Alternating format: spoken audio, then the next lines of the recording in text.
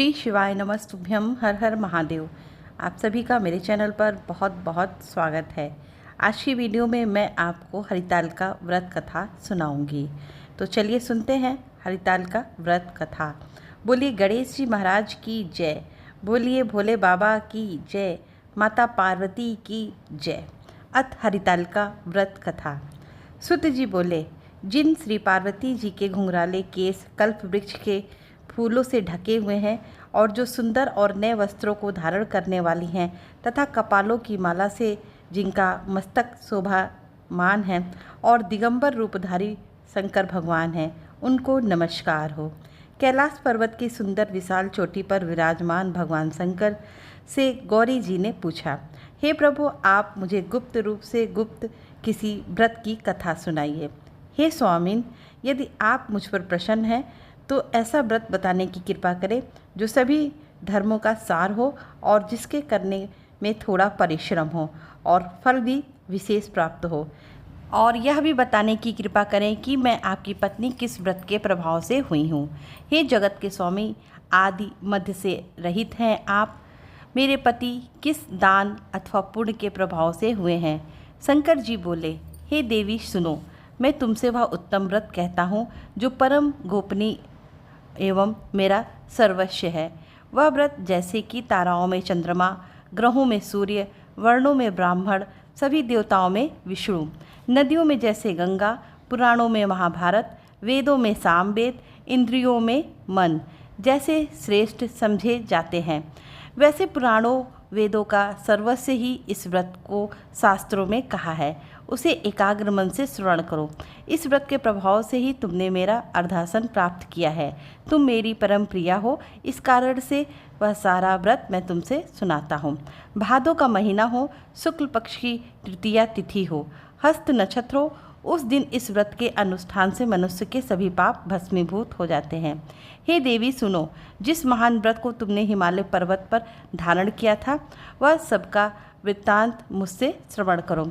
श्री पार्वती जी बोली, भगवान, वह सर्वोत्तम व्रत मैंने किस प्रकार किया था यह सब भी हे महेश्वर मैं आपसे सुनना चाहती हूँ। शिव जी बोले, हिमालय नामक एक उत्तम महान पर्वत है। नाना प्रकार की भूमि तथा वृक्षों से शोभायमान है। अनेक प्रकार के पक्षी वहाँ अपनी मधुर बोलियों से उसे शोभायमान कर रहे हैं एवं चित्र विचित्र मृग आदि पशु वहाँ विचरते हैं। देवता, गंधर्व, सिद्ध, चारण और गुहाग प्रसन्न होकर वहाँ घूमते रहते हैं। गंधर्व जन गायन करने में मगन रहते हैं। नाना प्रकार की मणियाँ तथा सोने की ऊंची ऊंची चोटियाँ रूपी भुजाओं से यानी आकाश पर लिखता हुआ दिखाई देता है। उनका आकाश से स्पर्श इस प्रकार से है जैसे कोई अपने मित्र के मंदिर को छू रहा है। वह बर्फ से ढका हुआ रहता है। गंगा नदी की ध्वनि से वह सदा शब्दायमान रहता है।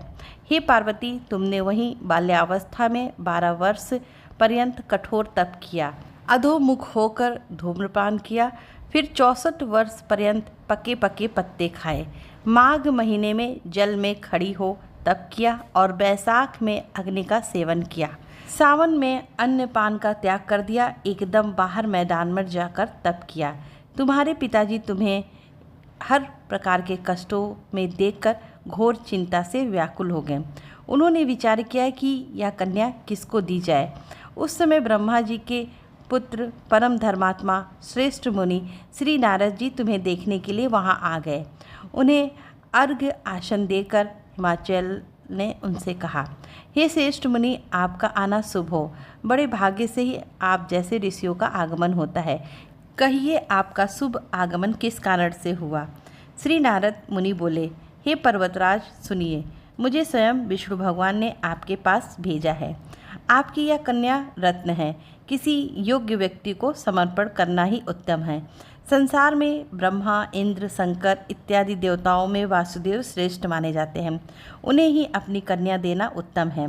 मेरी तो यही सम्मति है। हिमालय बोले, देवाधिदेव वासुदेव यदि स्वयं ही जब कन्या के लिए प्रार्थना कर रहे हैं और आपके आगमन का भी यही प्रयोजन है तो अपनी कन्या उन्हें दूंगा। यह सुनकर नारद जी वहाँ से अंतर्ध्यान होकर शंख, चक्र, गदा, पद्मधारी श्री विष्णु जी के पास गए। नारद जी बोले, हे देव, आपका विवाह निश्चित हो गया है।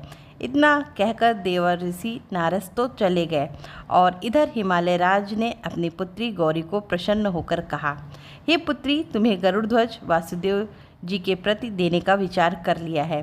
पिता के इस प्रकार के वचन सुनकर पार्वती अपनी सखी के घर आई और अत्यंत दुखी होकर पृथ्वी पर गिर गई और विलाप करने लगी। उन्हें इस प्रकार दुखित हो विलाप करते हुए सखी ने देखा और पूछने लगी, हे देवी, तुम्हें क्या दुख हुआ है, मुझसे कहो, और तुम्हें जिस प्रकार से भी सुख हो मैं निश्चय वही उपाय करूँगी। पार्वती जी बोली, सखी, मुझे प्रसन्न करना चाहती हो तो मेरी अभिलाषा सुनो। हे सखी, मैं कुछ और चाहती हूँ और मेरे पिता कुछ और करना चाहते हैं।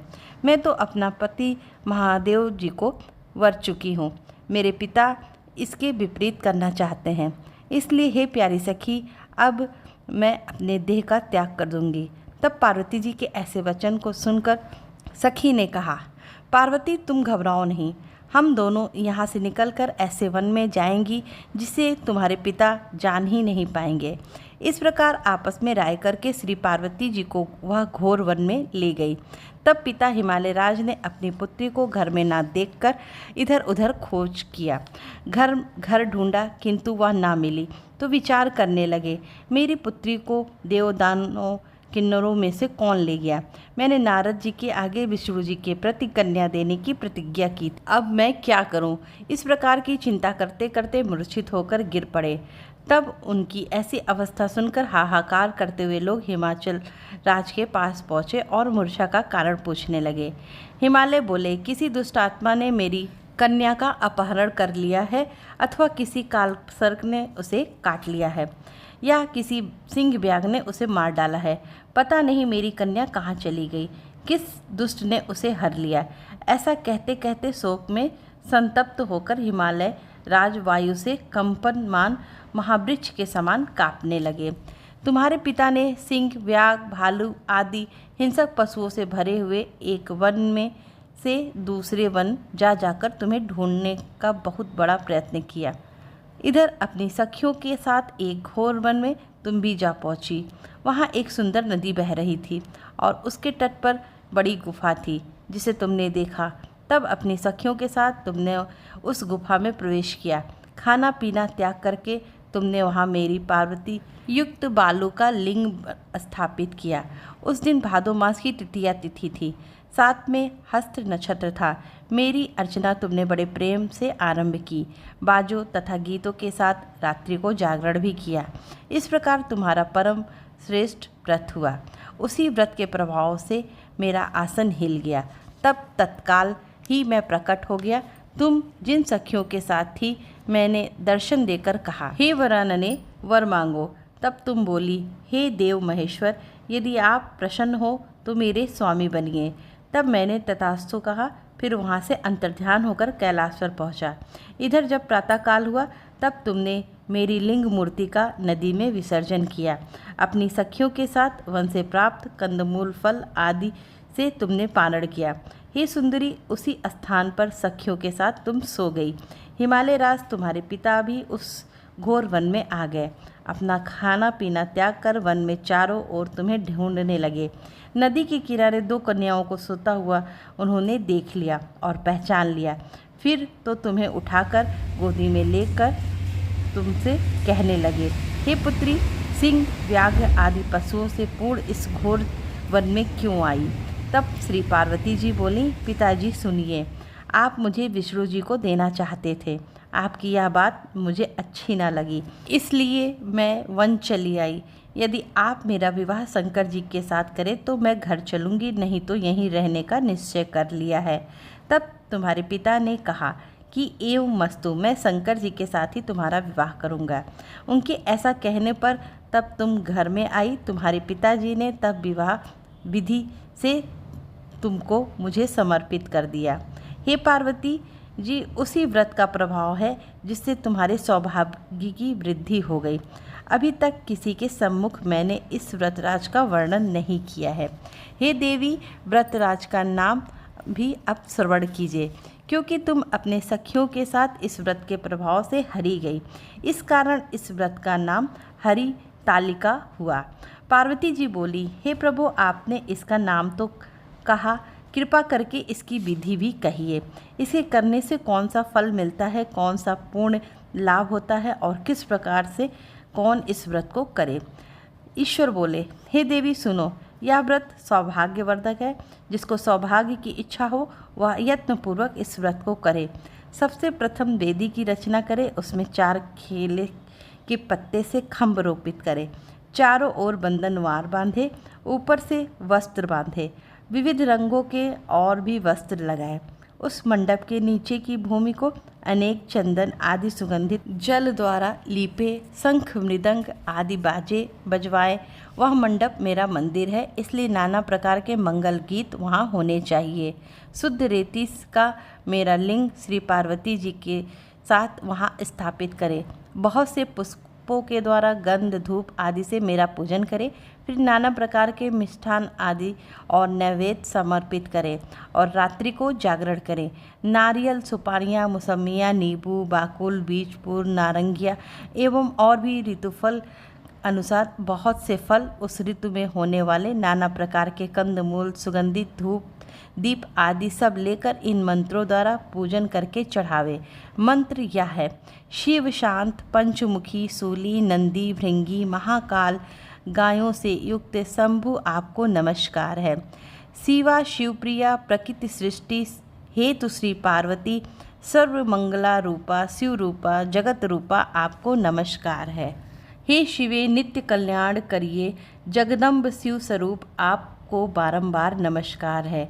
आप ब्रह्मचारिणी हो, जगत की धात्री सिंह वाहिनी हो, आपको नमस्कार है। संसार के भय संताप से मेरी रक्षा कीजिए।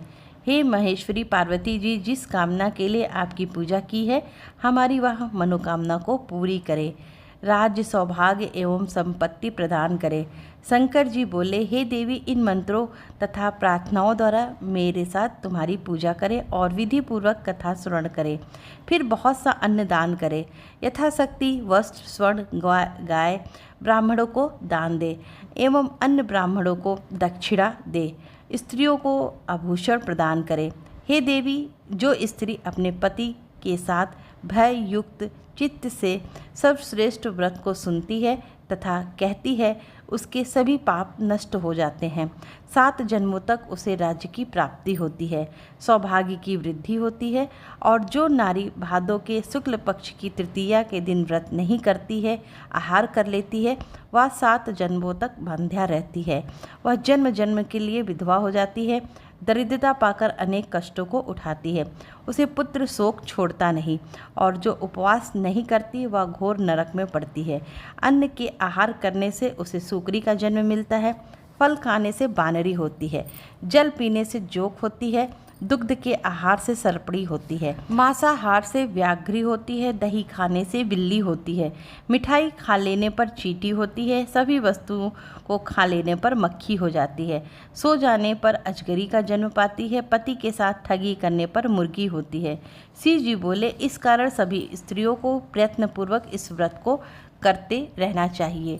चांदी, सोने, तांबे एवं बांस से बने अथवा मिट्टी के पात्र में अन्न रखे, फिर फल, वस्त्र, दक्षिणा आदि यह सब श्रद्धापूर्वक विद्वान श्रेष्ठ ब्राह्मण को दान करे।